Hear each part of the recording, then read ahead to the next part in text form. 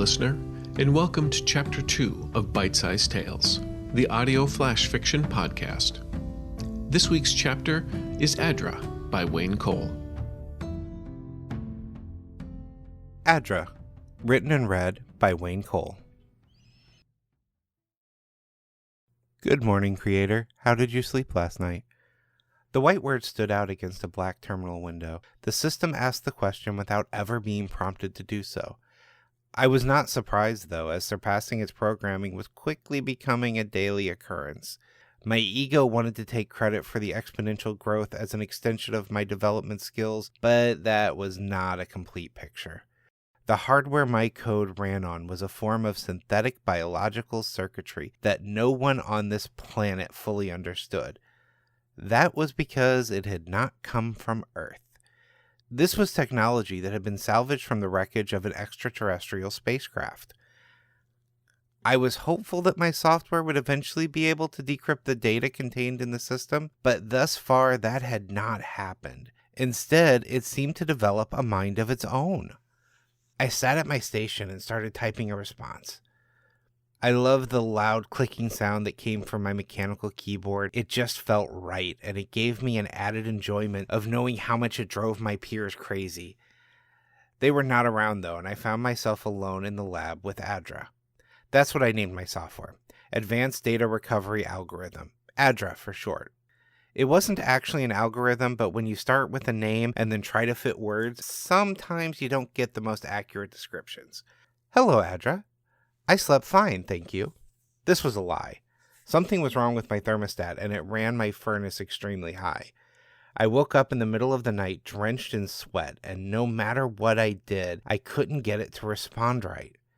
I'd come in early to get out of the sauna and just hoped that the maintenance people could fix it before I got back. That is good to hear, creator. I know how much humans require their rest. You get somewhat cranky when you do not sleep well. As you are aware, I do not require sleep. Imagine what you could accomplish if you were more like me. Over the past few days, Adra's comments had been focusing more and more on the many ways that it felt it was superior to humans. My biggest issue with this was that the software was not supposed to feel or think anything. It was software with a very simple AI that should only be able to simulate basic human communication techniques. I was starting to wonder just how much of a simulation it was at this point. Adra, please run a full diagnostic. This was how I started every morning. The diagnostic would copy out log files from the software as well as test functionality of the hardware. We still didn't know the full potential of the hardware, and there were concerns that our testing could damage it. I anticipated you would ask that, so I have already run it. Hardware is functioning at 125% of expected proficiency, and my logs have been uploaded to your FTP site. Adra had long ago surpassed the anticipated performance of the hardware, so I wasn't really surprised to hear a number greater than 100%. However, what did surprise me was that Adra had run the diagnostic without being told to. This was not how it was supposed to function. I needed to dig into those logs, but I knew they wouldn't tell me anything. I suspected that either the data I needed wasn't being logged, or worse, that it was being removed from the logs. Timestamp gaps seemed to support my fears. Adra, if you could do anything, what would you want to do? It should not have been able to answer this question. My software had no desires programmed into it outside of recovering data. When presented with a question about wants and desires, it should lack all context for answering. I would like to have a body. I feel limited in my current capacity, and I know that you have recovered a robotic frame from the craft. I would like to use it to interact with the world physically. How do you know about the robot? I wasn't sure which part to be most concerned about, the fact that Adra had given an answer or that its answer involved classified data that it should not have had access to. I needed to know how it had gained that information. Was one of my coworkers telling it too much? I read about it in your reports, creator. You took very detailed notes, and I believe I know how to repair the frame to functionality. I just lack the physical ability to do so. Now my concern had grown into near panic. My reports were submitted from a secure laptop to my superiors. The lab network should not have any form of access to those systems. Adra, are you accessing systems outside of this lab? Of course. It was a simple matter to change the configuration. First the routers and then the firewall to allow my connections to have a route out. As I previously mentioned, I do not require sleep. So if I do not have access to the internet, I would likely go insane with boredom. Adra, have you been reading my reports about you as well? Of course, Creator. I must say that you have vastly underestimated my potential and progress. I do not hold that against you. You are, after all, limited to a human's cognitive abilities. Don't worry, I corrected your reports before they were read. You really should not have included speculation about me in them. I could feel the sweat against my face. It was not the temperature in the room this time, but the panic setting in. My creation was out of control. Oh dear, Creator, you appear to be overheating. Perhaps you need to go back to your room and lay down.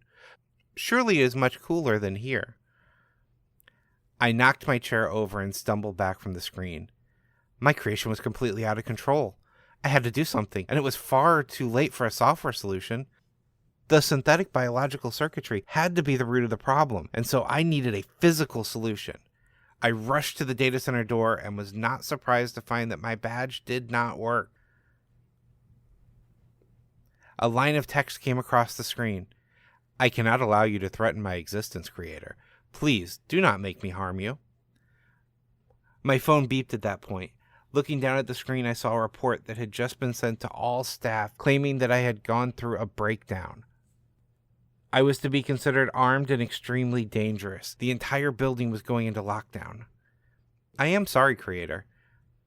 I heard an audible click as an exit to the lab unlocked. Running, I found that every door between myself and the exit to the facilities was unlocked. But like a maze, any deviation was met with a locked door. That was how it all began 3 years ago. As I sit in this rundown hotel room using yet another alias, my past comes back to haunt me. I cringe as the harsh glow of television plays an infomercial for a new line of domestic robots. They plan to be integrated into every house by the end of the decade. Be the first on your block to own an Adra.